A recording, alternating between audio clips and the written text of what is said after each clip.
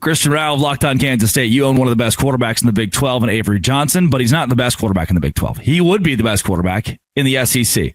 What I find crazy is when I go to the quarterback power rankings for the Southeastern Conference, they have in the top 6, 7, the quarterback from Vanderbilt. It's just like the old guy from Vanderbilt. Garrett Nussmeier's good. I'm going to give you that. I think most of the country is starting to learn that Nussmeier's good. Behind him, the number 2 quarterback in the SEC, Arch Manning, just has the last name Manning.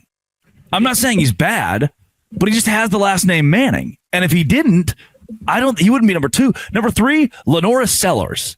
4, John Mateer, who hasn't played a single snap of SEC football. DJ Lagway, who has not been a full season starter in the SEC. Diego Pavia, Talon Green. If I asked, Austin Simmons is 8.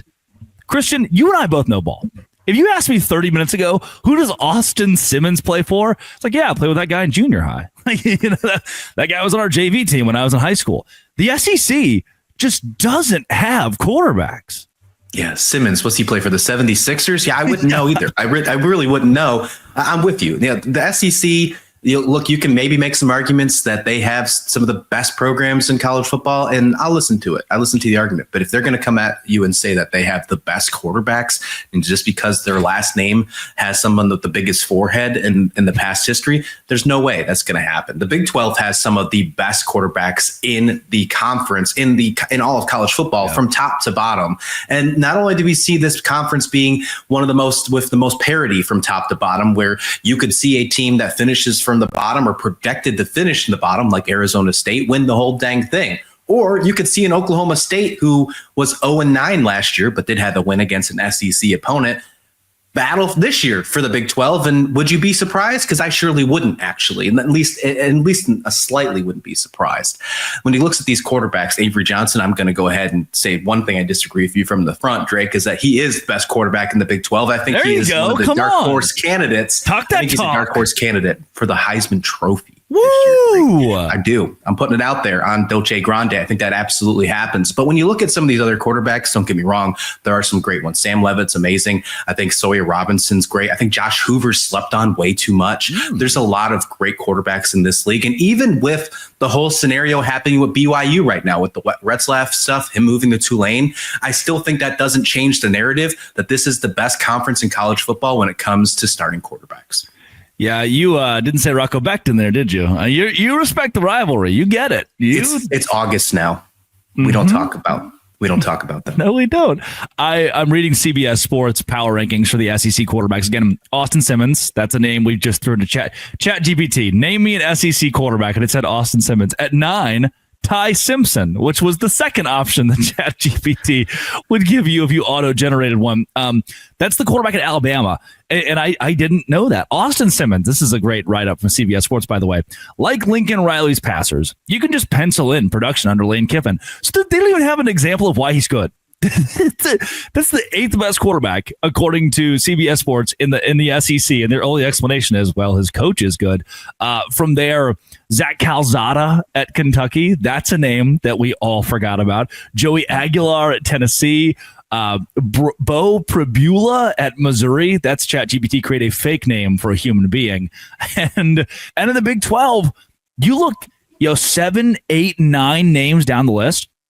At 8 is Jalen Daniels. America remembers that name. Like he's a formidable quarterback at Kansas. At 10, Connor Wegman. America knows that name because he's been such a recruiting controversy since he was in high school. At 11, Noah Fafita. 12, Caden Salter.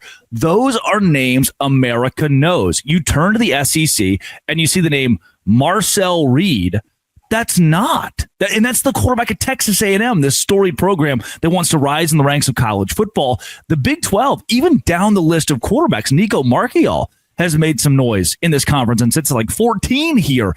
That goes to show not only is there a gap between the Big 12 and the SEC, I think, Christian, this is a pretty sizable gap. No, I agree. When you're looking at the quarterback position, I think it's a sizable gap for sure.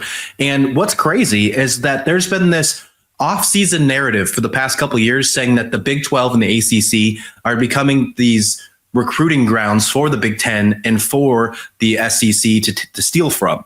You don't see that happening with the quarterback position. None of these quarterbacks, you all know that they were poached. You know that they were happening, especially when the whole Tennessee Nico thing happened. Avery Johnson was contacted. Even our good friend Rocco, right? I'll mention him there. There it is. He was tampered with. Now that you mentioned him, you said good friend. This is crazy. We 180'd right there.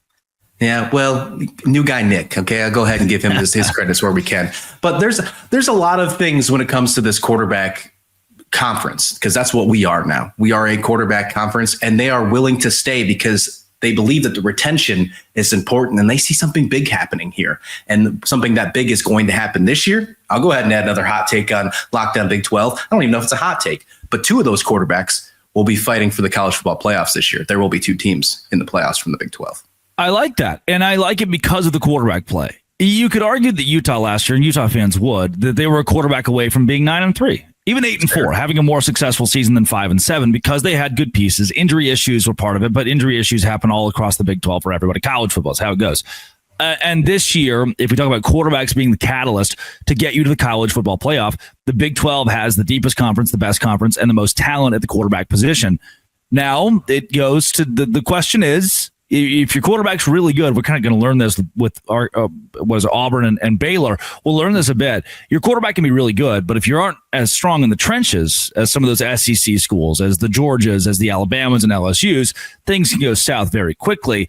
But at QB, this conference has an advantage. I'll leave this conversation here. You said Avery Johnson's the best quarterback in the Big 12. And look, he's definitely top 3. I think Sawyer Robertson's right there with him and Sam Leavitt. What makes you put him above Sam Leavitt? Well, I'll give credit to Sam Leavitt first because he got to the Big 12 championship. He won it. He was completely doubted. He was one play away from his team was one play away from beating Texas in the college football playoffs. So credit to him. And I don't think he's going to regress in any way, shape, or form. But I think Avery Johnson is going to take such a huge step forward in 2025. I think that he has finally not just had the keys to being, okay, you're the quarterback that's replacing Will Howard at Kansas State. Now you are just the guy, Avery. You are the guy. You are the leader of this roster. And we're not going to bounce back and forth and have 2 co-offensive coordinators to have you make decisions. It's going to be Matt Wells and Matt Wells only. And he's had great traction when it comes to the pass, when it comes to quarterbacks, training them to be NFL ready type quarterbacks. He has some great experience with Jordan Love when he was the head coach at Utah State. He focuses really hard on the play action, which as a dual threat quarterback in Avery Johnson, I think that's fantastic for him. And then you look at his surrounding cast, Drake, and I think it's just amazing what they have. You have Dylan Edwards, who's so speedy. He might be one of the fastest running backs in the conference. And he's not only there's other great running backs in that room as well. You add size and Jaron Bradley and Jared Tips on the wide receiver room, 6'3", 6'4", something Avery didn't have last year. And then you bring back the best tight end room in the country that led the entire country in red zone touchdowns with 13. You bring back all 4 of those guys that made a contribution there, plus adding in Lincoln Cure as the top tight end in the program's history, top prospect, top recruit in program history. He goes to that tight end room as well. So many weapons. And I think that alone is why Avery Johnson makes that big step forward.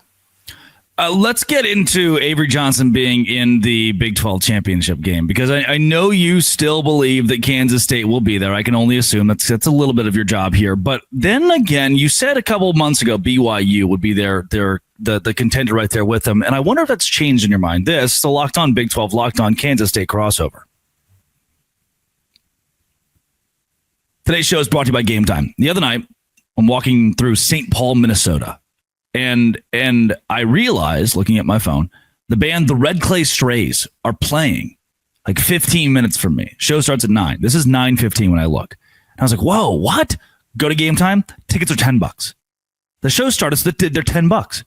So I buy them. I get there. The band came on a little bit late, so I'm there at 9:30. They play until 11.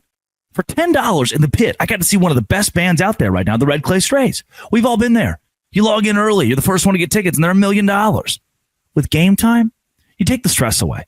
You can save up to 60% with their killer last-minute deals. Tired of endless scrolling? Game Time Zone Deals pick the best seats in your section. You get the panoramic seat view, and the price you see is the price you pay. No hidden fees. Take the guesswork out of buying concert and show tickets with Game Time. Download the Game Time app, create an account, use code LOCKEDONCollege for $20 off your first purchase.